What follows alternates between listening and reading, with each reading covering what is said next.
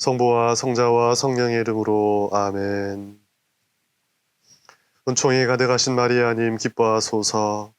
주님께서 함께 계시니 여인 중에 복되시며 태중의 아들 예수님 또한 복되시나이다. 천주의 성모 마리아님, 이제와 저희 죽을 때에 저희 죄인을 위하여 빌어주소서. 아멘. 성부와 성자와 성령의 이름으로 아멘. 참 예수님, 우리는 지난 7주간 동안 모세오경을 다 읽고 이제 구약 성경의 두 번째 묶음인 역사서를 읽기 시작했습니다. 우리나라 역사도 제대로 모르는데 남의 나라인 이스라엘 역사를 알 필요가 있을까 하시는 분들이 계실지도 모르겠는데요. 우리가 읽게 될 성경의 역사서는 이스라엘 민족의 역사에 대한 객관적 사실의 기록이 아니라 하느님을 섬기며 살아온 신앙의 역사에 대한 주관적인 기록으로 보아야 합니다. 다시 말해 이스라엘 역사를 주된 무대로 하되 저자와 편집자의 신학적 관점으로 해석된 역사라는 겁니다. 사실 모든 역사가 완전히 객관적이라고 할 수는 없겠지요. 같은 하나의 사건에 대해서도 자기 나라의 입장이 첨가되어 있고 당시 기득권층의 입장이 포함되어 있으니 모든 나라의 역사는 민족적이고 주관적임에 틀림이 없습니다. 이런 의미로 성경의 역사서는 이스라엘 백성이 하느님과의 관계 안에서 쓴 주관적인 이야기라 할 수 있습니다. 김혜윤 수녀님의 표현을 잠시 빌리자면 이스라엘 민족의 역사 안에서 역사하시는 하느님의 역사라는 겁니다. 따라서 어떤 일이 일어났는지, 언제 일어났는지 그것에 대한 사실보다는 왜 일어났는지, 하느님께서 무엇을 하셨는지, 이스라엘 백성의 태도는 어떠했는지라는 진실에 초점을 두고 성경의 역사서를 읽어야 합니다.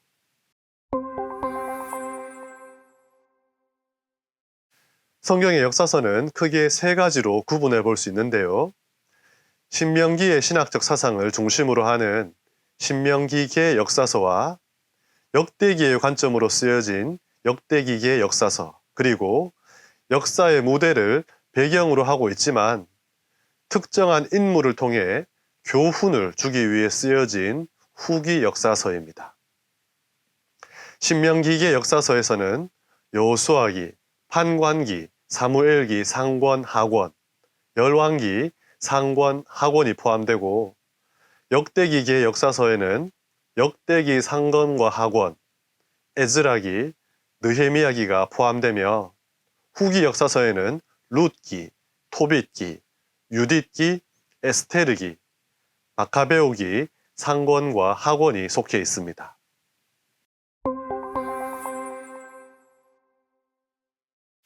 그럼 신명기계 역사서와 역대기계 역사서를 잠시 비교해 보도록 하겠습니다.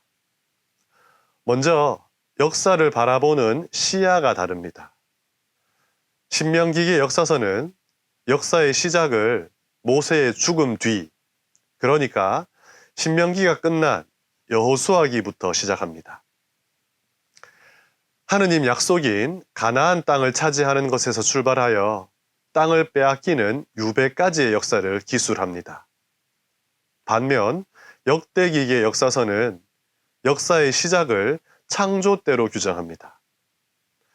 이런 차이를 갖는 가장 큰 이유는 신명기계 역사서가 쓰였던 기원전 6세기 말에는 아직 유배 중에 완성된 모세오경이 완전히 집대성되어 알려지기 전이었기 때문입니다.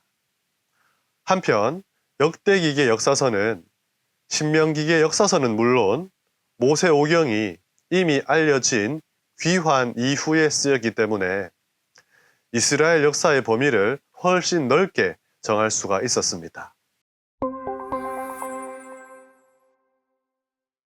이렇게 역사의 범위를 달리하는 두 역사서 그룹은 그에 상응하는 지필 목적도 차이가 납니다. 먼저 신명기기의 역사서가 집대성된 자리는 이스라엘이 포로가 되어 바빌론에 머물렀던 유배 시기였고, 역대기기의 역사서는 유배에서 풀려나 고국으로 귀환한 후 혼란을 겪던 시기였습니다. 따라서 신명기기의 역사서의 주된 관점은 우리가 왜 멸망했는가, 우리가 무슨 이유로 포로 신세로 전락하였는가 하는 물음에 대한 신학적 답변을 찾는 것이었습니다. 그리고 그 해답을 하느님과 계약에 대한 망각에서 찾습니다. 즉, 계약을 지키지 않아 하느님이 주신 땅을 잃어버렸다는 겁니다. 그래서 이 역사서는 과거를 분석하고 비판하며 현재 불행의 원인을 신학적으로 모색하고 있기에 과거지향적 고발 문체가 자주 등장합니다. 한편 역대기의 역사서는 유배에서 돌아오기는 했지만 황폐해진 고국과 흩어진 이스라엘 백성, 혼탁해진 신앙의 정체성을 회복하기 위해 이런 질문을 던집니다. 참된 이스라엘의 중심은 무엇인가? 그리고 그 해답을 예루살렘 성전을 중심으로 하는 예배 공동체에서 찾습니다. 따라서 귀환 후 절망적 상황 속에서 다윗 왕조의 정통성을 이은 하느님 구원의 역사는 계속될 것임을 피력하며 귀환 공동체에 희망을 주기 위해 미래지향적 분위기가 주를 이룹니다. 역사서 전반에 걸친 설명은 이 정도로 마치고 이제부터는 신명기의 역사서를 조금 살펴보도록 하겠습니다.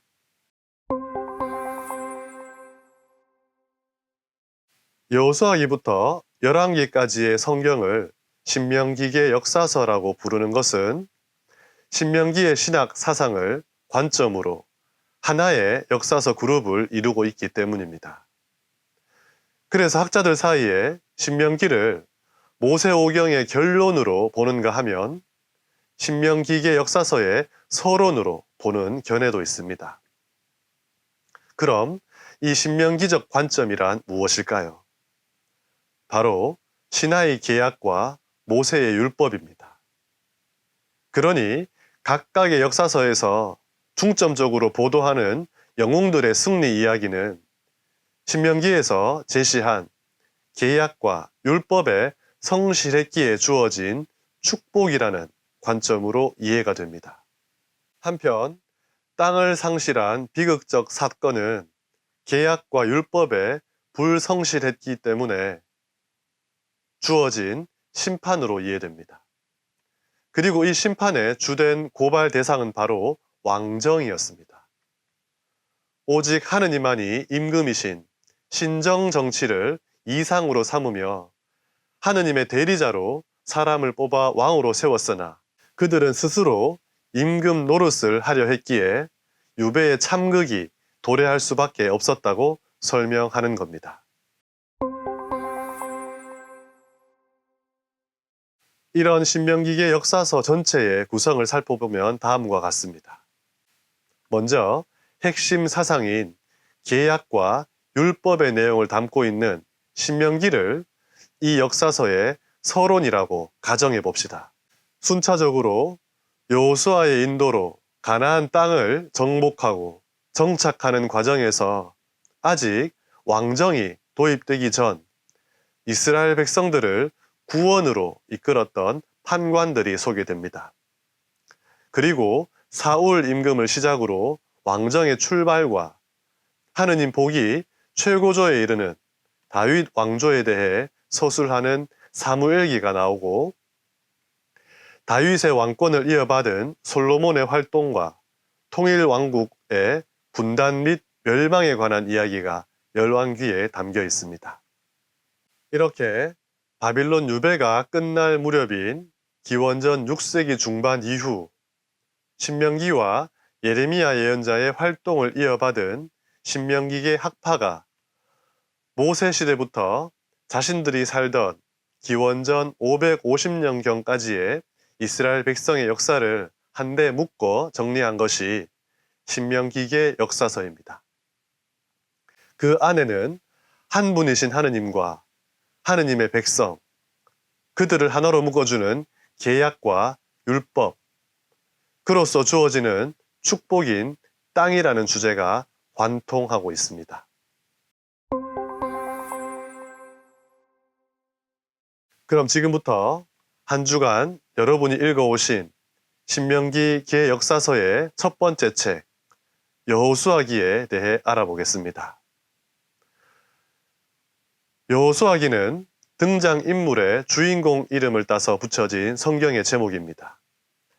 히브리어로 예호슈아라고 발음하는 여호수아는 야훼라는 이름과 구원하다라는 의미의 동사 야샤가 합성되어 이루어진 이름입니다. 그러니까 야훼께서 구원이시다, 야훼께서 구원하시다라는 의미를 가진 이름이라 할 수 있습니다.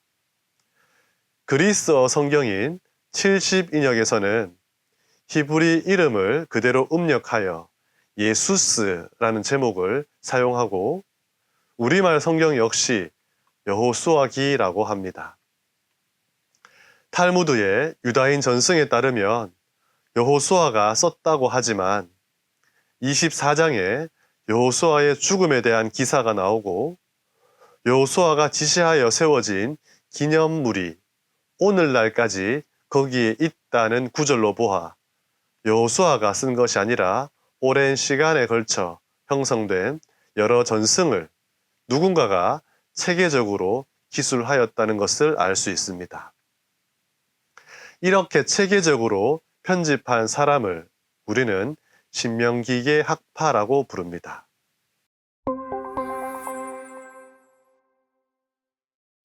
이 책을 주도하는 인물 여호수아는 에프라임 지파 누은의 아들로 젊은 나이에 에프라임 지파의 수장이 됩니다.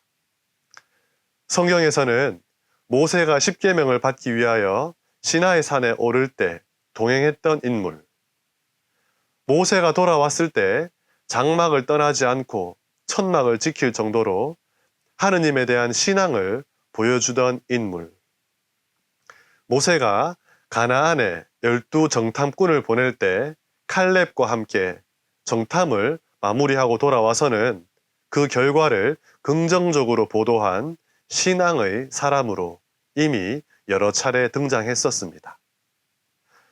결국 모세가 죽기 전에 하느님의 명에 따라 후계자로 임명되었고 하느님의 소명을 완성한 사람으로 등장합니다.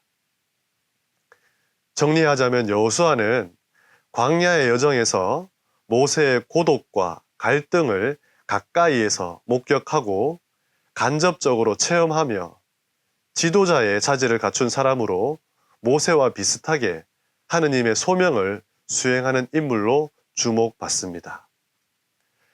나아가 신명기계 역사가는 정탐꾼을 보내는 일, 요르단 강을 마른 땅이 되어 건너는 일, 파스카를 거행하는 일, 신발을 벗으라는 환시를 보는 일 등을 보도하며 여호수아를 모세와 동등한 자리에 놓기 위한 시도를 발견할 수 있습니다. 따라서 여호수아라는 인물의 실제성과 역사성에 대한 성서학자들의 일반적인 견해는 이렇습니다. 여호수아는 당시 세력을 크게 확장했던 에프라임 지파의 한 영웅이었을 것이며 사람들 안에서 그의 영웅담은 크게 회자되었을 것이다. 그런 과정에서 더욱 극적인 수식어들이 첨가되면서 현재 여호수아기의 내용처럼 단순히 한 지파의 영웅이 아니라 이스라엘 전체의 영웅으로 과장, 확대되었을 가능성이 큽니다. 즉, 여러 지파의 다양한 영웅들의 위협이 여호수아 한 개인의 이야기로 흡수되면서 한 지파의 이야기가 이스라엘 민족 전체의 이야기로 확장되어 현재의 형태가 되었다는 겁니다.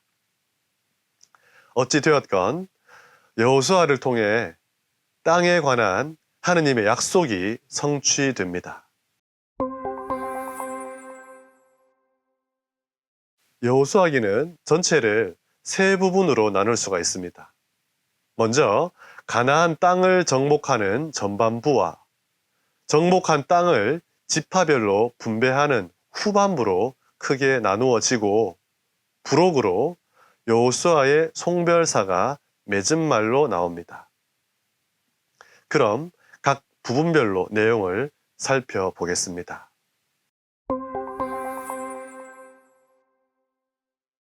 힘과 용기를 내어라. 내가 이 백성의 조상들에게 주기로 맹세한 땅을 이 백성에게 상속 재산으로 나누어 줄 사람은 바로 너다. 야훼 하느님께서는 창세기에 성조들에게 하신 약속을 드디어 이루십니다. 여호수아기는 힘들었던 광야의 시간을 청산하고 약속의 완성을 알리면서 희망찬 새로운 시대를 여는 성경입니다.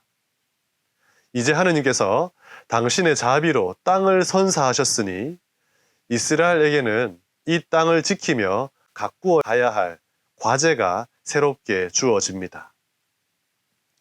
이런 의미에서 여호수아기는 하느님 구원사의 또 다른 출발점이라고도 할 수 있습니다.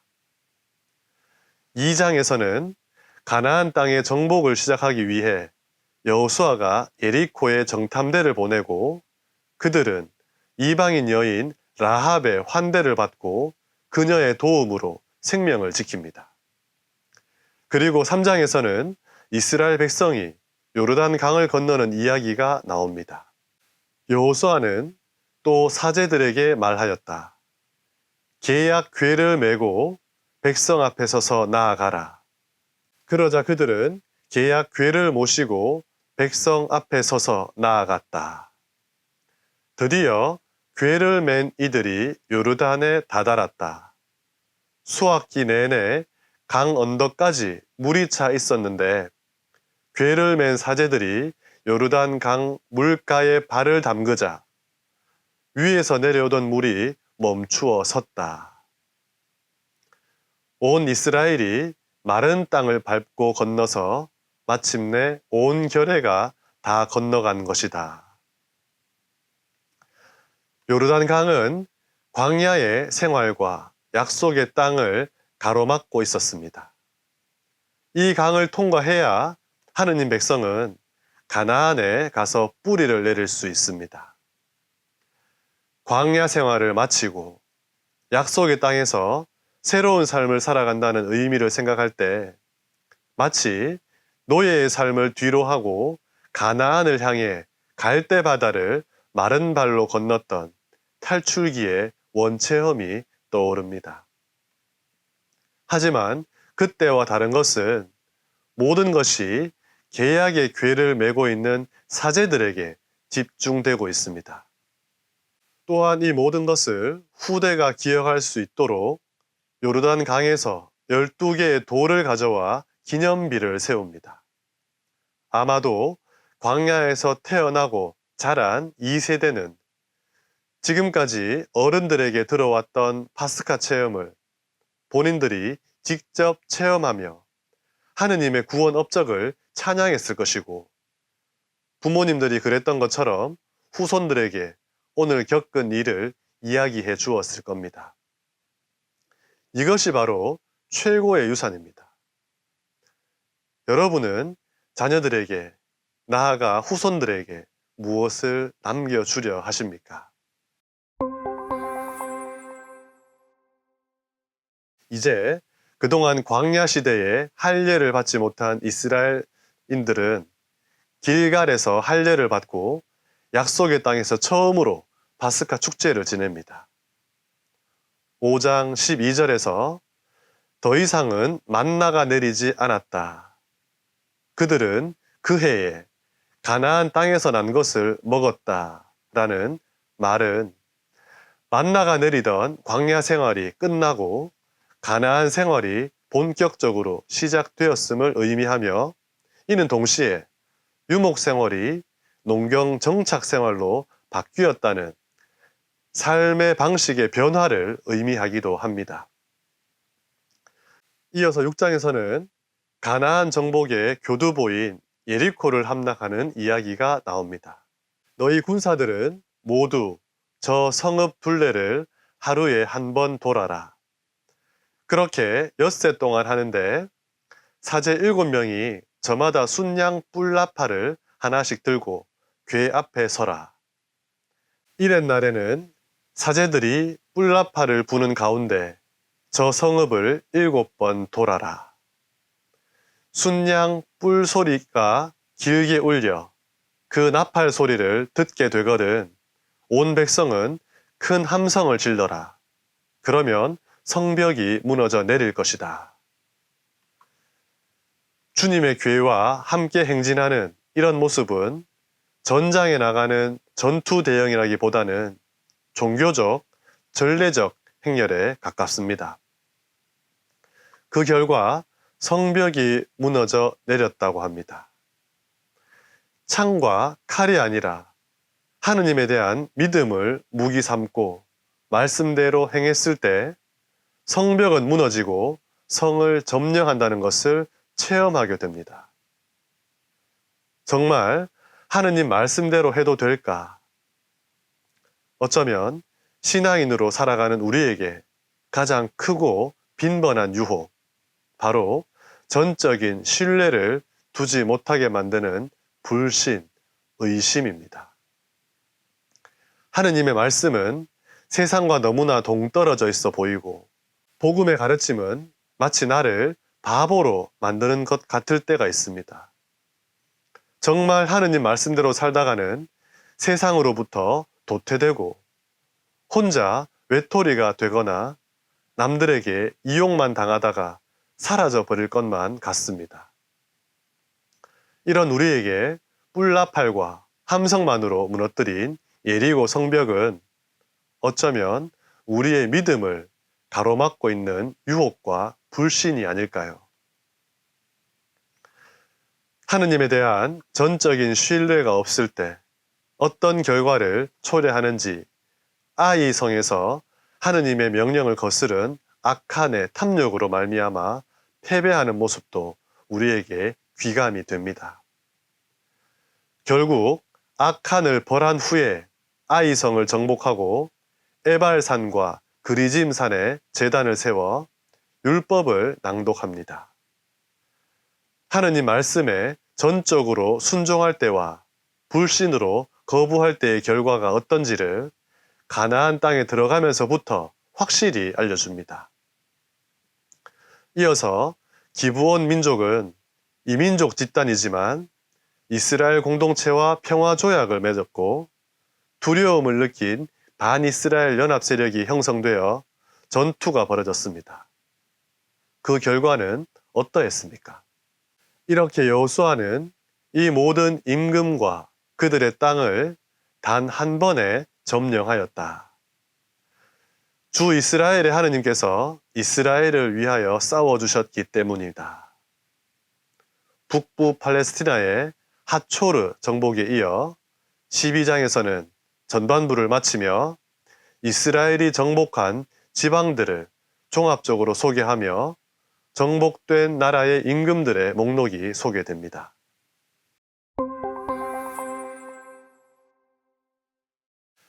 13장에서 19장은 12지파에게 영토를 나누어 주는 일이 자세히 전해집니다. 르우벤, 가드, 므낫세의 절반에게는 요르단 동편을, 그리고 요르단 서쪽은 칼렙, 유다, 에프라임, 므낫세 절반, 그리고 시메온, 즈불룬, 이사카르, 아세르, 납탈리, 단에게 분배됩니다. 무언가를 분배하고 나눌 때에 문제가 발생할 수 있는데요. 어느 지혜로운 아버지의 분배 이야기를 잠시 해드리자면, 어느 아버지가 두 아들에게 어떻게 유산을 분배해야 싸우지 않고 공평하게 나누어 줄까를 고민하다가 이렇게 했다고 합니다. 첫째 아들에게는 아버지의 재산을 둘로 나누어라고 했고, 단 둘째에게 먼저 선택할 권리를 주었다라고 합니다. 어떠십니까? 여러분도 필요할 때 한번 해보시기 바랍니다.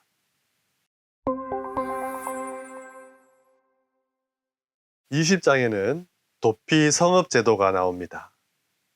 이스라엘에는 누군가 억울하게 피를 흘렸을 경우 고엘이라고 하는 가까운 친족이 나서서 보복을 하는 것이 관례였습니다. 민수기 35장 19절에서도 이처럼 억울하게 피를 흘린 이를 위해 대신 보복하는 사람을 고엘 하담, 즉 피해 보복자라고 했습니다. 이런 피해 보복이 정당화되다 보니 힘있고 권력 있는 자들이 이 풍습을 악용하는 일이 일어났습니다. 자기에게 조금만 손해가 되면 보복을 핑계로 약한 사람들을 죽이는 겁니다. 아직 하나의 통일 국가가 아니라 12지파 동맹 체제로 연합되어 있던 이스라엘은 이런 폐단을 방지하기 위해 도피 성읍 제도를 마련했습니다. 즉, 살인의 경우 고의적 살인과 과실치사로 구별하여 고의성이 없는 살인의 경우 도피할 수 있도록 해주는 겁니다. 그래서 피해 보복자로부터 보호해 주는 겁니다. 반면 고의로 살인을 저지른 살인범은 도망을 쳤어도 잡혀가도록 했는데 살인에 대한 의도 여부는 공동체가 식별했다고 합니다. 이렇게 피해 보복이라는 제도 안에서 고의성 없이 일어난 살인자를 보복으로부터 지켜주기 위해 도피를 할 수 있도록 정해둔 은신처와 보호망을 도피 성읍 제도라고 보시면 되겠습니다. 이어서 요르단 강가에 세운 제단을 두고 벌어진 동편 부족과 서편 부족들 간에 분쟁이 일어나지만 오히려 그것이 12지파 사이의 일치를 엄숙하게 재확인하는 계기가 됩니다. 23장에서 여호수아는 주님과의 계약을 주지시키면서 계약이 파기되었을 때 다가오게 될 징벌에 대하여 2차례 연설을 합니다. 그리고 가나안 땅은 하느님께서 마련해 주신 선물이니 감사드리며 잘 지키라고 당부합니다. 그러면서 그 땅을 지키는 방법을 무엇이라고 했습니까? 너희는 깊이 명심하여 주 너희 하느님을 사랑해야 한다. 모세의 가르침, 신명기 신학의 핵심은 바로 사랑이었습니다. 이 사랑은 계약과 율법에 충실하고 우상 숭배를 근절하며 하느님을 섬기고 이웃을 돌보며 부족 간의 연대성을 통해 드러나게 됩니다. 마치 모세가 그랬듯이 죽음을 앞둔 여호수아 역시 이스라엘의 모든 지파를 스켐에 모아놓고 연설을 합니다. 여호수아는 창세기부터 지금까지 흘러온 역사를 되돌아보며 이 땅을 주신 분이 주님이심을 분명히 밝힙니다. 그리고 어느 신을 섬길 것인지 근본적으로 선택하라고 요구합니다. 백성들은 이렇게 대답합니다. 다른 신들을 섬기려고 주님을 저버리는 일은 결코 우리에게 없을 것입니다. 또 이렇게 말합니다. 그분만이 우리의 하느님이십니다. 참으로 아름다운 신앙 고백이지요. 그런데 왜 저는 이 대목에서 맙소사 주님, 그런 일은 주님께 결코 일어나지 않을 것입니다. 라고 했던 베드로 사도의 말이 기억이 날까요?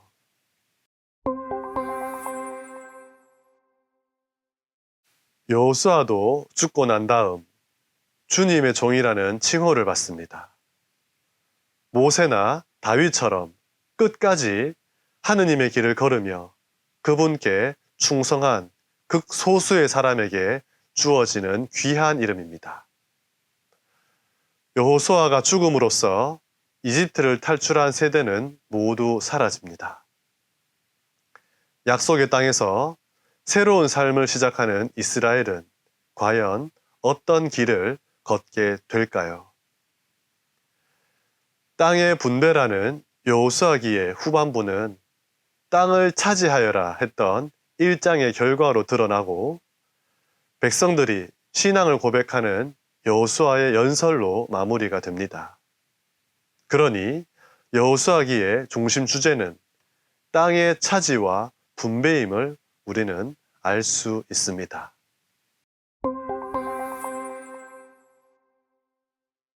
여호수아기에서 근본적으로 강조하는 내용은 이스라엘이 어떻게 하여 가나안 땅의 주인이 되었는지 그 역사의 과정에 대한 보도에 있지 않습니다. 다시 말해 여호수아가 이끈 12지파의 화려한 승리와 정복 이야기가 아니라는 겁니다.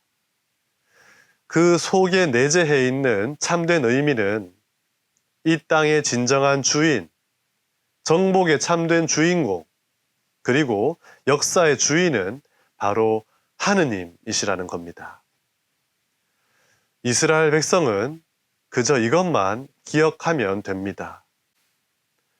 너희는 오늘날까지 해온 대로 오직 주 너희 하느님께만 매달려라. 주님께서는 크고 강한 민족들을 너희 앞에서 쫓아내 주셨다. 그래서 오늘날까지 아무도 너희에게 맞서지 못하였던 것이다. 여러분, 여러분의 삶, 각자의 인생도 하나의 역사라 볼 수 있습니다. 많은 사람들이 자신이 역사의 주인공이 되고 싶어 하고 자신이 세상의 중심이 되고 싶어 합니다. 모든 것이 내 중심으로 돌아가기를 바랍니다. 하지만 여호수아기를 읽으며 우리는 깨달아야 하고 인정해야 합니다. 이 역사의 주인공은 하느님이시고 내 역사의 주인도 하느님이십니다. 우리에게 주어질 참된 영광은 세상의 삶을 다 마치고 하느님과 사람들에게 주님의 종이라는 칭호를 받는 것입니다. 모세가 그랬고 여호수아도 그랬습니다. 지금 내 삶의 주인공은 누구인지 생각해보며 오늘 이 시간을 마치겠습니다. 마침 기도로 영광송 함께 바치시겠습니다. 성부와 성자와 성령의 이름으로 아멘. 영광이 성부와 성자와 성령께 처음과 같이 이제와 항상 영원히 아멘. 성부와 성자와 성령의 이름으로 아멘. 다음 시간에는 판관기와 룻기로 함께 만나시겠습니다. 수고하셨습니다.